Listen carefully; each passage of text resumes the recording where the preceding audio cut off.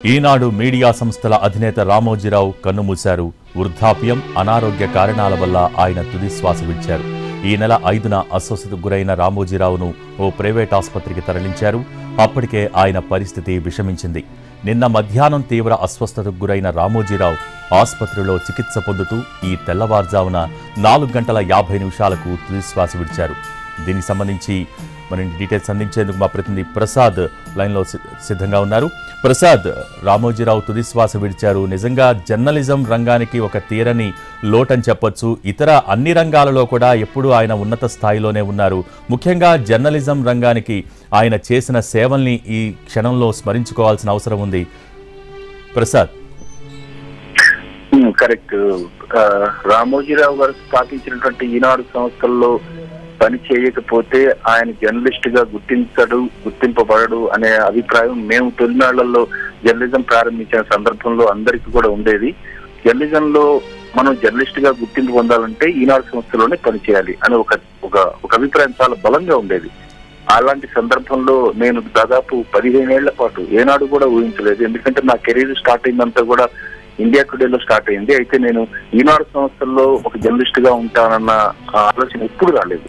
అయితే నాకు అనుకోకుండా అవకాశం లభించడం, నేను న్యూస్ టైంలో ఆయన స్థాపించినటువంటి మరొక సంస్థ ఈ న్యూస్ టైంలో నేను చాలా కీలకంగా కూడా పనిచేశాను. మొదటి పేజీలు రాత్రిపూట అన్ని ఆలోచించి పెట్టడం, అవన్నీ చేయటం, మరుసటి రోజే ఆయన కామెంట్స్ ఇవ్వటం, తద్వారా అనేకమైనటువంటి అంశాలను ఆయన ఇచ్చే సెషన్స్ ద్వారా ఆయన చాలా చీవాట్లు పెడుతూ రాసే అనేకమైనటువంటి కామెంట్స్ ద్వారా అనేకమైన అంశాలను కూడా నేర్చుకోవడం జరిగింది.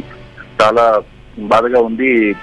ఈనాడు సంస్థలు తెలుగు భాషకు సంబంధించి కానీ జర్నలిజంలో కానీ చేసినటువంటి సేవ చాలా చాలా చాలా చాలా గొప్పది. అది ఒక చాప్టర్. అది ఒక జర్నలిజం రంగంలోనే తెలుగు పాత్రికేయ రంగంలో కూడా ఒక పెద్ద చాప్టర్, ఒక డిక్షనరీ లాంటిది. అనేకమైనటువంటి అంశాలు నేర్చుకోవచ్చు. అనేకటువంటి తెలియకుండా తెలిసి అనేకమైనటువంటి విప్లవాత్మకమైనటువంటి మార్పులు జరిగాయి సమాజంలో. ఇలాంటి సంస్థలు గీసినటువంటి రామోజీరావు నిర్వహణ కూడా చాలా అద్భుతంగా ఉండేది. నాకు తెలిసినంత వరకు కూడా నేను అతి తక్కువగా, అంటే దాదాపు నా కెరీర్ లో ఒక 5-6 సార్లు మాత్రం కలిశాను. ప్రతిసారి కలిసినప్పుడు కూడా అనేక మనం ఎందుకు ఇలా మాట్లాడలేకపోయాం, ఈయన అన్నది కరెక్టే కదా అనే ఒక ఆలోచన వచ్చేది. అంటే చాలా సూక్ష్మంగా ఆలోచించే తత్వం, ఆయన చెప్పే సూచనలు కానీ మనం క్యాజువల్ గా అన్నట్టుగానే ఉంటుంది, కానీ ఆయన చెప్పే మాటల్లో చాలా అర్థం ఉంటుంది, చాలా అంతరార్థం ఉంటుంది, చాలా లోతైనటువంటి భావ వ్యక్తీకరణ ఆయన మాటల్లో ఉండేది. అలాంటి గొప్ప వ్యక్తి రామోజీరావు గారు. అనేక సందర్భాల్లో ఆయన వాస్తవానికి నేను ఢిల్లీ రావాలని ఎప్పుడు కూడా నేను అనుకోలేదు. ఆయన స్వయంగా సెలెక్ట్ చేసి నువ్వు ఢిల్లీలో వెళ్ళాలి, ఈనాడు ఈటీవీలో పనిచేయాలని చెప్పి అన్నప్పుడు నేను చాలా రిలక్టెంట్ గా, అంటే చాలా అయిష్టంగా నేను ఢిల్లీ రావడం జరిగింది. అయితే ఇంత ఢిల్లీకి వచ్చిన తర్వాత ఈటీవీ ఎలక్ట్రానిక్ రంగంలో ఈటీవీ వచ్చిన తర్వాత టీవీ రంగంలో వచ్చినటువంటి అనేక మార్పులు జరిగాయి సమాజంలో. ఒక పెద్ద అనుభవం అది, అదొక పెద్ద అవకాశం. అది జర్నలిస్ట్ గా నేను బాగా స్థిరపడటానికి ఆయన తీసుకున్న నిర్ణయం. న్యూస్ టైం క్లోజ్ అయిన తర్వాత ఈటీవీలో పనిచేయాలని చెప్పి ఆయన స్వయంగా సెలెక్ట్ చేసి నన్ను ఢిల్లీకి పంపించడంలో సందర్భంలో ఆయన చాలా కీలక పాత్ర వహించారు. అంటే ఈయన న్యూస్ టైంలో దాదాపు 100 మంది జర్నలిస్టులు గోల్డెన్ షేక్ హ్యాండ్ ఇచ్చి ఆ రోజుల్లో 6 నెలల జీతం ఇచ్చేసి అందరినీ కూడా పంపించడం జరిగింది. పంపించిన తర్వాత తిరిగి ఒక 2-3 నెలల తర్వాత నన్ను మాత్రమే మళ్ళీ తిరిగి ఈనాడు సంస్థల్లో పనిచేసేందుకు తీసుకున్నారు.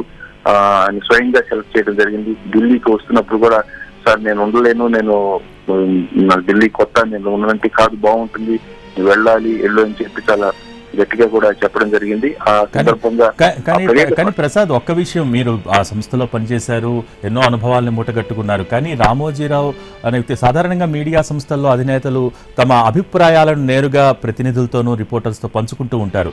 ఒక వార్త ప్రసారం చేయటంలో కానివ్వండి, లేకపోతే సమస్యలపై పోరాటం చేయటం విషయంలో కానివ్వండి, జర్నలిస్టుగా పాత్ర ఎలా ఉండాలనే దాని మీద రామోజీరావు అభిప్రాయాలు ఏ విధంగా ఉండేవి? వాస్తవానికి ఆయన ప్రతి అంశాన్ని కూడా నన్ను చూస్తున్నాడు, నన్ను గమనిస్తున్నాడు అనే భావన కల్పించేవారు. జర్నలిస్ట్ కు ఉన్నటువంటి ఏకైకమైనటువంటి ఒక ఎవరు నన్ను పర్యవేక్షణ చేస్తున్నారు, నా నడవడికను కానీ, నా పాత్రికేయత్వాన్ని కానీ, లేకపోతే ఒక జర్నలిస్ట్ గా నేను చేసే పని తీరును కానీ, సంబడి ఈజ్ వాచింగ్, నన్ను ఎవరో గమనిస్తున్నారనే ఒక భావన ఉండేది ఆయన సంస్థల్లో పనిచేసేటప్పుడు. అది చాలా గొప్ప విషయం. అది ఆ భావన కలిగించడంలోనే ఆయన చాలా సక్సెస్ అయ్యాడు. దాంతో మనిషి ఆలోచనను మనం కట్టుదిట్టం చేసేందుకు అవకాశం లేదు. కానీ ఆయన సంస్థల్లో పనిచేసే ఆ జర్నలిస్ట్ కి ఆ భావన ఉండటంతో చాలా కరెక్ట్ గా ఆయన అనుకున్న రీతిలో పనిచేసేందుకు అవకాశం ఉంటుంది. ఆ రకంగా ఒక వార్తని మనం ఎంత గట్టిగా ఇవ్వాలి, ఎంత ఖచ్చితంగా ఇవ్వాలి, ఏ రకంగా ఇస్తే దాని ప్రభావం ఉంటుందన్న అంశాన్ని మనమే అంతర్మదనం చేసుకొని ఇచ్చే రీతిలో ఆయన తయారు చేసుకున్నారు ఆయన యొక్క మ్యాన్ పవర్ ని. That is the greatest thing ఆయనలో ఉన్నటువంటి ఒక గుణం. ప్రతిదీ నన్ను గమనిస్తున్నారన్న అంశంతో ఉండేటప్పుడు ప్రతివాడు కూడా అలర్ట్ అయిపోవడం జరుగుతుంది. ఆ మేరకు మనం కూడా పనిచేసేందుకు అవకాశం ఉంది. సమాజంలో జర్నలిస్ట్ గా గుర్తింపు వచ్చేందుకు కూడా అలాంటి ప్రవర్తన మనకు కూడా చాలా గట్టిగా ఉండేది. నాకు చాలా అనుభవం ఉంది. ఆయన ఒకనొక సందర్భంలో ఏదో మాట్లాడుతూ ఉన్నప్పుడు చాలా క్యాజువల్ గా, అంటే మామూలుగా జర్నలిస్ట్ గా ఒక యజమానిగా ఉన్న అంశాలు ఉంటాయి. ఒక రోజు మేము కలవటానికి వెళ్ళినప్పుడు లిఫ్ట్ లో వెళ్తున్నాను, అప్పుడే ఆయన చిన్న కుమారుడు సుమన్ కూడా చనిపోవడం జరిగింది.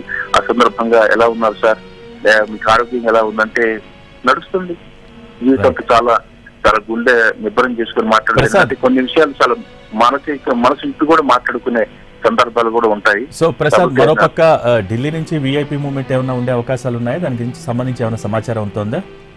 చంద్రబాబు నాయుడు ఖచ్చితంగా వెళ్లేందుకు అవకాశం ఉన్నట్టుగా తెలుస్తుంది. కొంతమంది